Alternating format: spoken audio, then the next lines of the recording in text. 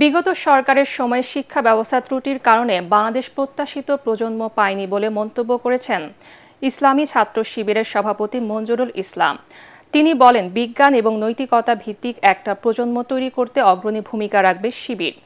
রাজধানীর সোহরাওয়ার্দী উদ্যানে ছাত্র সংগঠনটির সায়েন্স ফেস্ট অনুষ্ঠানে তিনি এসব কথা বলেন। সারাদিনের এই আয়োজনের উদ্বোধনী অনুষ্ঠানে হাওয়ার্ড বিশ্ববিদ্যালয়ের সহকারী অধ্যাপক ডক্টর মির্জা গালিব অন্যদের মধ্যে উপস্থিত ছিলেন।